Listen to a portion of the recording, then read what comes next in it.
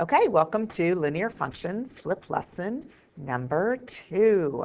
So last lesson we looked at some linear situations, getting rid of gumballs. Remember the gumballs were going to decrease by 100 each year. And of course, Kyle doing push-ups. His push-ups would increase by 10 each year. But what does it look like when situations are not linear? Does this situation represent a linear pattern?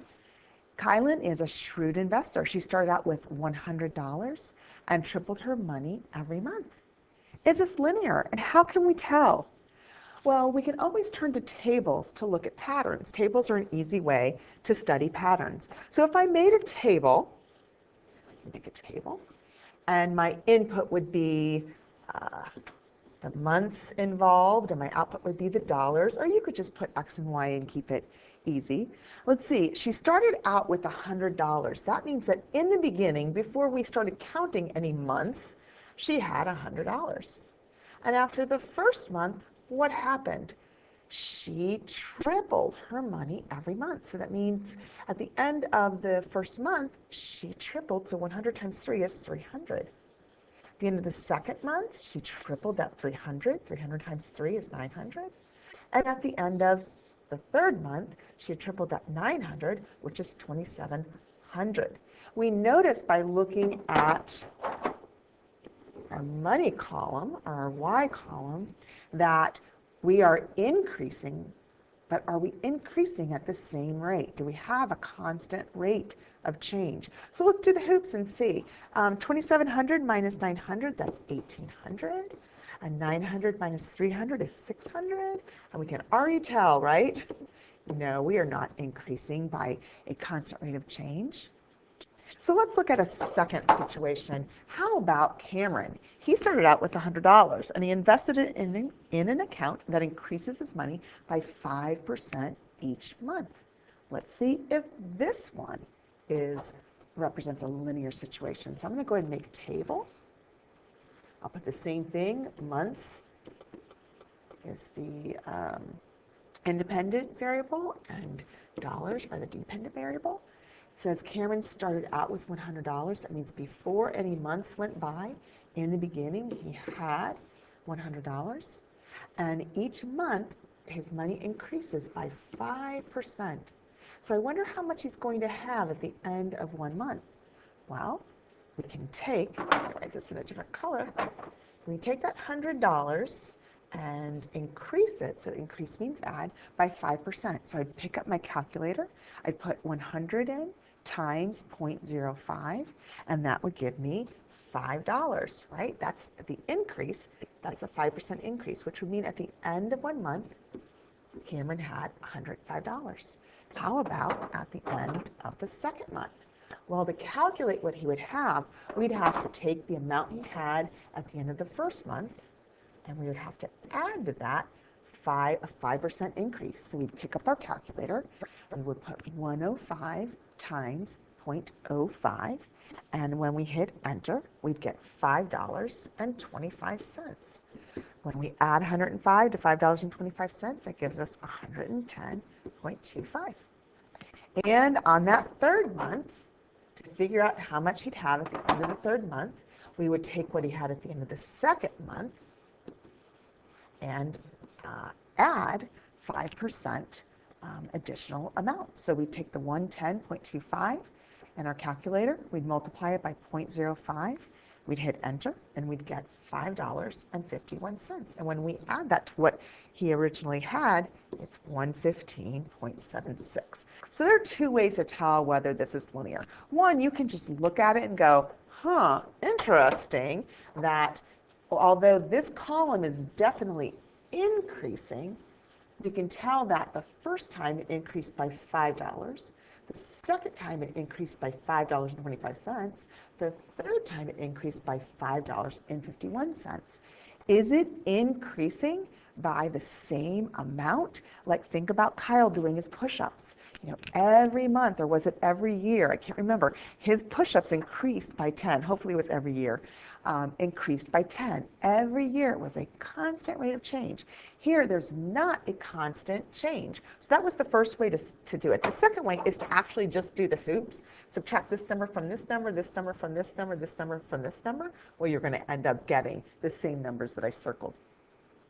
So what does it mean to have a linear situation? It means that we have a constant rate of change at work, a crock. Let's compare what's going on with Kylan and Cameron to Callie. Callie's 5.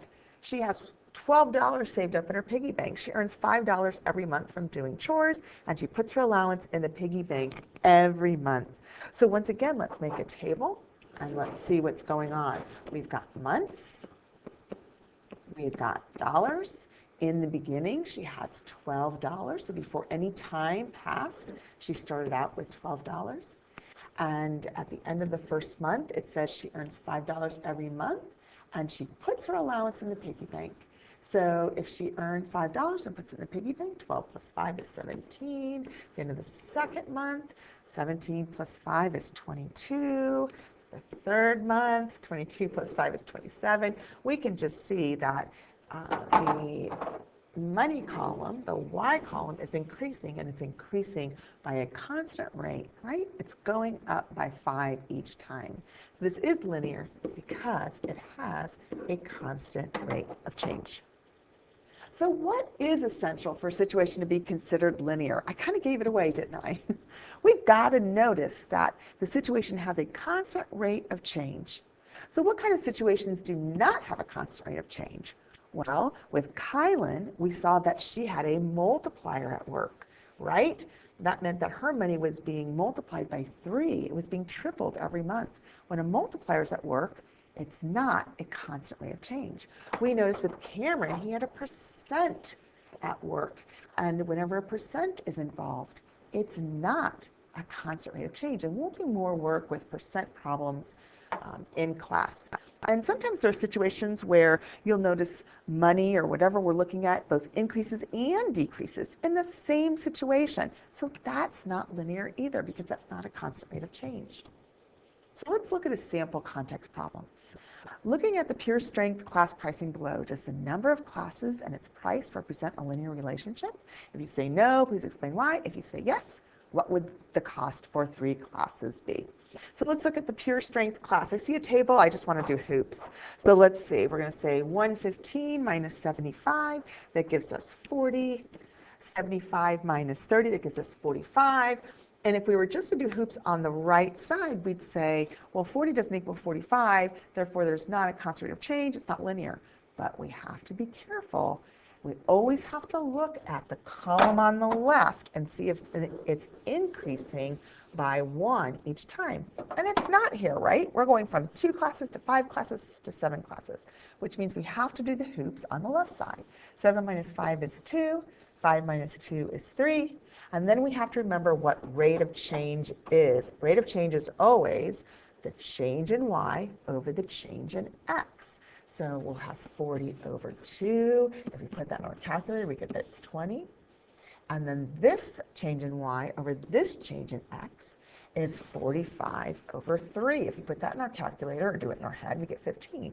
And we notice there's not a constant rate of change going on. 20 is not the same as 15. So we would say no, and we would write there is not a constant rate of change. So we can agree when we write crock, that means constant rate of change.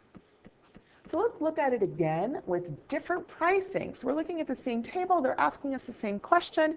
I'm sorry, we're looking at the same setup of the table, but there are different numbers in there. So let's look at the table and see if it's linear. We're going to do hoops. 87.5 minus 62.5 is 25. 62.5 minus 25 is 37.5. Don't think I'm doing it in my head. I used a calculator ahead of time, just like you should too for this table. Once again, we have to consider the hoops on the left because the x values are going up by something different than 1. So let's do the hoops. 7 minus 5 is 2. That's the change in x. 5 minus 2 is 3. That's another change in x. And now, to find the rate of change, we're going to look at each change in y over each change in x. So one of the changes in y's over the changes in the x's is 25 over 2, and that's 12.5, right? Put that in your calculator. The other change in y is 37.5. The other change in x is 3. And if you put that in your calculator and hit enter, you'll also get 12.5. So when the change in y over the change in x is the same, no matter which hoop you're looking at, then we have a constant rate of change. So we'd say, yes, it's linear. And then we'll have to answer the second question. What would the cost be for 3 classes? So let's look at this. 2 classes. Let me switch. 2 classes cost, what, $25? And the rate of change, the $12.50, actually represents the increase with each class that you add. That's what this rate of change stands for in this problem. So if we want to know what 3 classes are, we take the $25 from the 2 classes and we add an additional $12.50, the price of just one additional class, and we get $37.50. That is the cost of 3 classes. So awesome, we kept it short and sweet. Be sure to come to class tomorrow with the notes from this lesson completed and placed in your algebra binder. Thanks for joining me. I will see you in class.